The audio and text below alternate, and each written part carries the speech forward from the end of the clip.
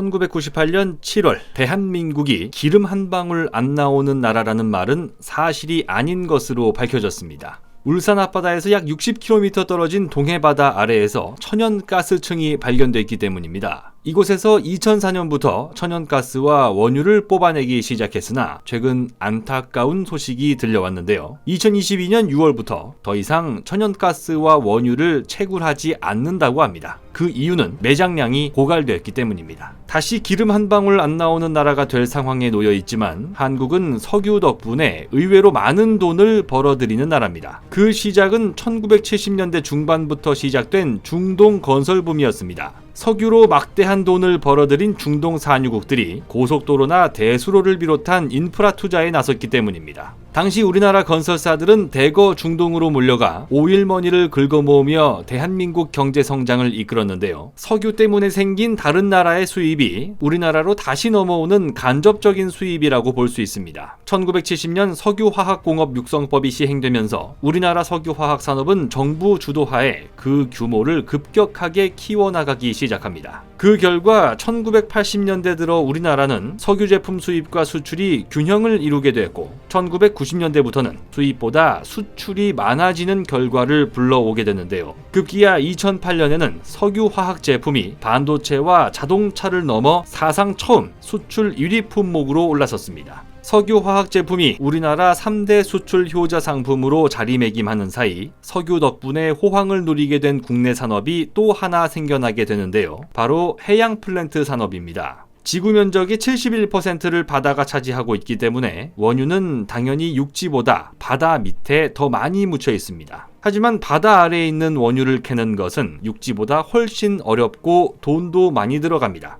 대한석유협회에서 내놓은 자료에 따르면 해상시추에 필요한 비용은 육상시추보다 4배 이상 큰 것으로 알려졌습니다. 해양 플랜트는 바다 위에 커다란 구조물을 띄우고 바다 깊은 곳으로 구멍을 뚫어 원유를 뽑아 올립니다. 여기에 더해 끌어올린 원유를 정제하고 분리해서 하역할 수 있는 설비까지 갖춘 것을 FPSO, 우리말로 풀어보면 부유식 원유 생산 저장 하역 설비라고 합니다. 정유 공장 자체를 배에 얹어놓고 바다 밑에 있는 원유까지 시추할 수 있는 설비다 보니 가격은 당연히 비쌀 수밖에 없습니다. 그런데 최근 국제 유가가 배럴당 $70를 훌쩍 넘어서며 바다 밑에 있는 석유를 캐서 팔아도 이윤이 남는 상황이 되자 글로벌 석유 기업들이 잇따라 고가의 해양 플랜트를 발주하고 나섰는데요. 여기서 국내 조선사들이 수주를 싹쓸이하고 있어 관심이 모아지고 있습니다. 우리나라는 지난 2012년 전 세계 해양 플랜트 발주량의 자그마치 80%를 휩쓸어 오기도 했는데요.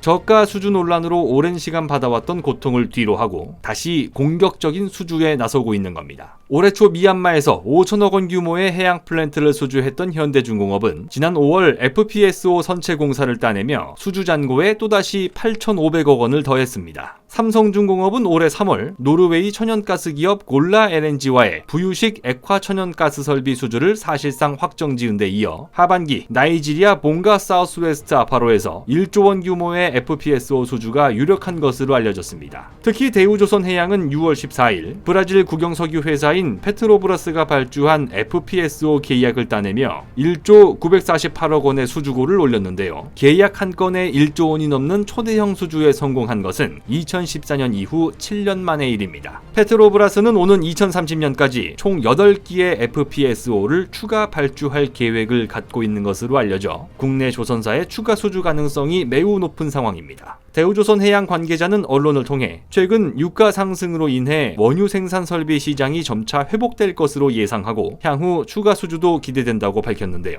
1973년 겨울 대한민국의 밤은 춥고 어두웠습니다. 전 세계를 휩쓴 석유 파동 때문에 난로에 불을 지필 수 없었고 간판에 불을 켤 수 없었기 때문입니다. 산업이 발달하지 못했던 과거의 대한민국은 국제유가가 오르면 국가의 미래를 걱정해야 하는 처지였던 겁니다. 지금의 대한민국도 사실상 석유가 나오지 않는 나라로 불립니다. 하지만 우리의 입장은 180도 달라졌습니다. 그것은 3대 수출 품목으로 자리 잡은 석유화학 산업과 조단위 수주를 이어가고 있는 조선업이 갈수록 세계 시장에서 입지를 강화해 나가고 있기 때문입니다. 고유가 시대에도 아랑곳하지 않는 대한민국 경제를 응원합니다. 곧 새로운 내용으로 다시 찾아뵙겠습니다. 좋아요 버튼과 구독 버튼을 눌러주시면 더 좋은 내용으로 보답하겠습니다. 감사합니다.